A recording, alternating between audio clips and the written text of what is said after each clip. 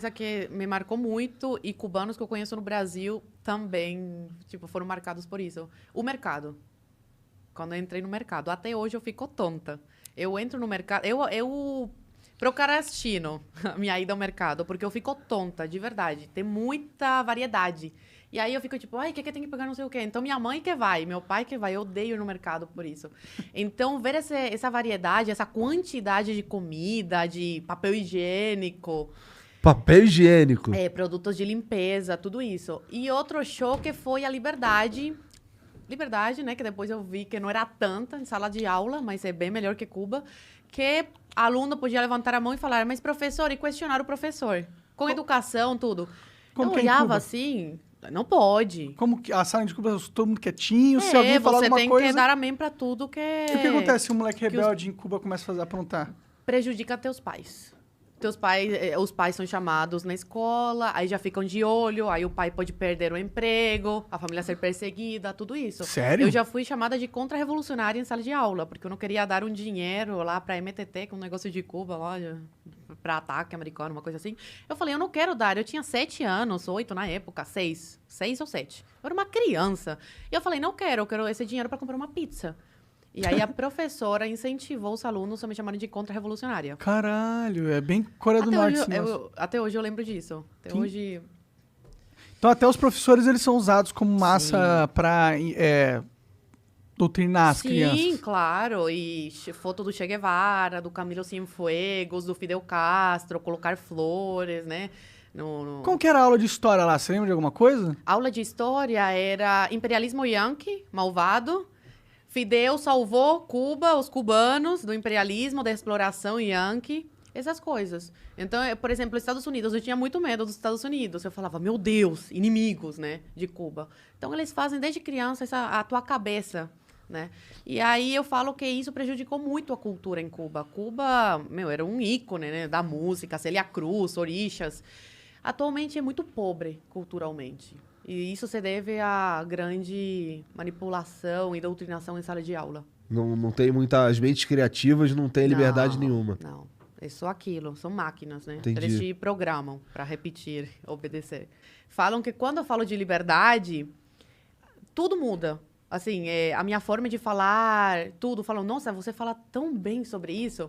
Então, eu acho que é meu chamado de vida defender a liberdade e alertar os brasileiros sobre como os perigos, né? De você ir perdendo a sua liberdade aqui, outra aqui. E quando você vê, você já está numa ditadura. E aí, para sair, meu amigo, olha Cuba. 60 anos até hoje não conseguiu se livrar disso. E imagino também porque a galera lá tá tão doutrinada que eles provavelmente nem enxergam as mazelas, né? Mais ou menos. A É? internet agora, o Cuba perdeu o apoio da Argentina, né? A Argentina está falida. Venezuela não tem dinheiro. Brasil financiava através do Mais Médicos com o Bolsonaro, né? Acabou cortando. E aí Cuba ficou assim, como que eu vou me sustentar, entendeu? E aí foi pro turismo. E o turista entrando precisava ter internet.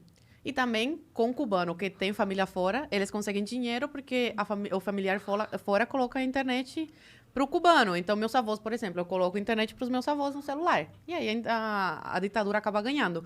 Então, com esse acesso à internet de uma parcela da população, o pessoal tem acesso à vida das pessoas em outros países. Sabe qual e aí que começaram é, a né? comparar, Aham. entendeu? Opa, mas isso aqui, por que eu não tenho isso? Ou por que eu não posso falar isso e eles podem?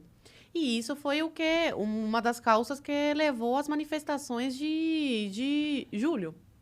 Tô por fora dessas manifestações. O que rolou? Nossa, foram muito grandes. As pessoas se jogaram pra rua pedindo liberdade abaixo da ditadura. E muitas pessoas foram Nossa. presas, outras condenadas sem o devido processo legal.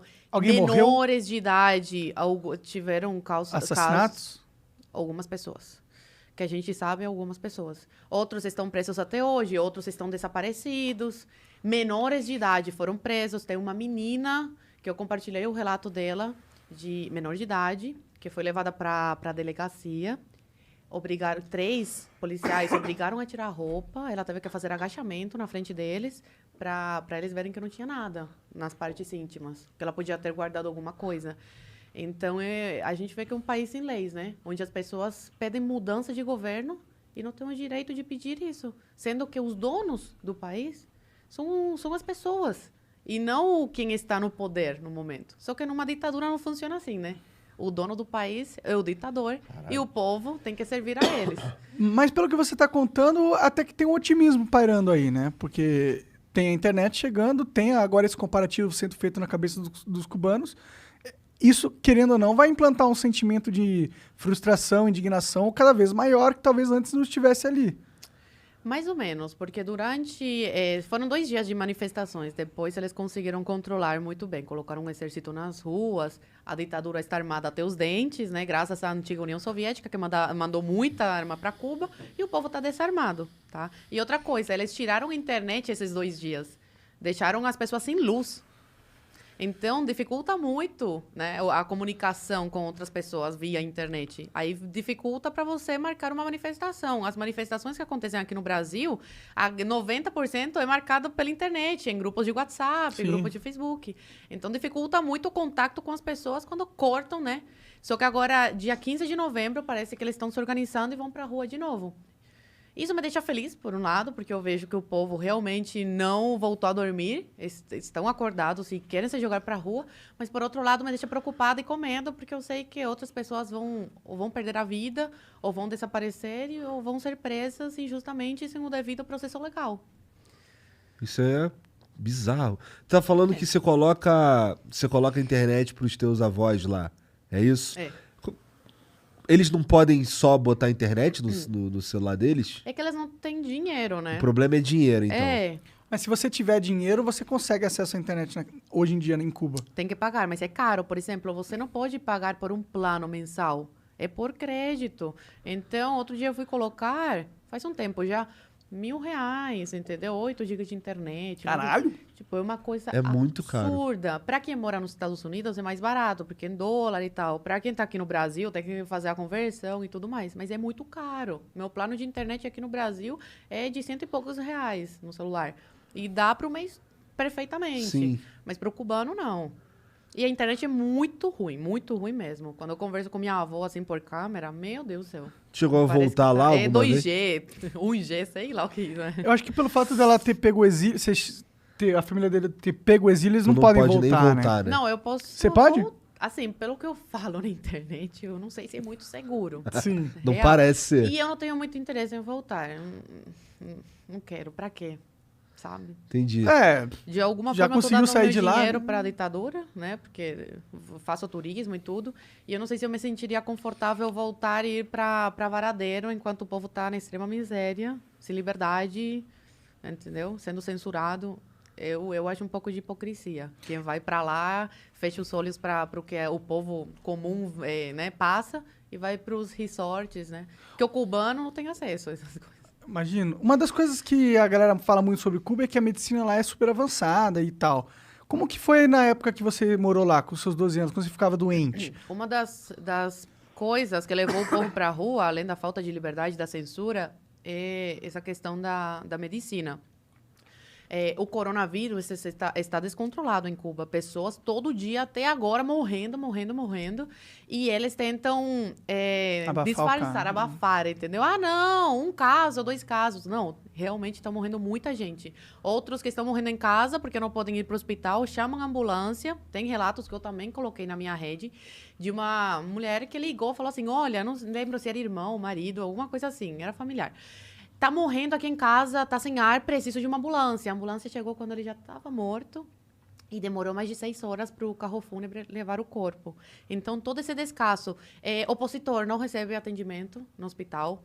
Idosos dormindo nos corredores, no chão do hospital, porque não tem leito, sem oxigênio. Então, tudo isso fez com que o povo se jogasse para a rua para pedir dignidade, porque um turista é melhor tratado do que o cubano, tanto que tem um hospital para cubano e tem um hospital para turista. Entendi. Tem E o essa. cubano não pode ir nesse hospital pra turista. Não, Mas só- se tiver dinheiro, talvez possa. Não. Não pode? Só turista. É porque é uma Caralho. forma deles venderem para o mundo, né? A qualidade da medicina cubana. Entendi. Caralho, cara. Parece, sei lá, um inferno esse lugar, cara. É, não parece muito legal É um mesmo. inferno. Imagina, É um imagina. inferno. Imagina, tu Viver num lugar onde tu não pode falar, tu não Imagina eu vivendo em Cuba. Imagina, já tava morto, já tava morto. Eu já tava morta. Com as coisas que eu falo aqui no Brasil. Não, e eu tô trabalhando agora como comentarista.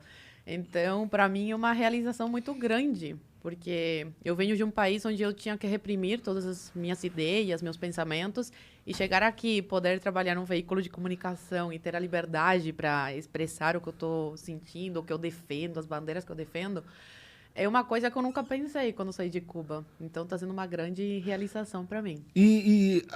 Estudar fora da escola lá em Cuba é uma possibilidade? Tô dizendo, ler livros que a gente consegue facilmente aqui. Não, tipo... só tem livro de marxismo. É? Só tem livro marxista em Cuba. Eles fizeram questão de queimar, jogar fora todos os livros de outros assuntos. Quando o Fidel tomou poder, eles jogaram tudo fora.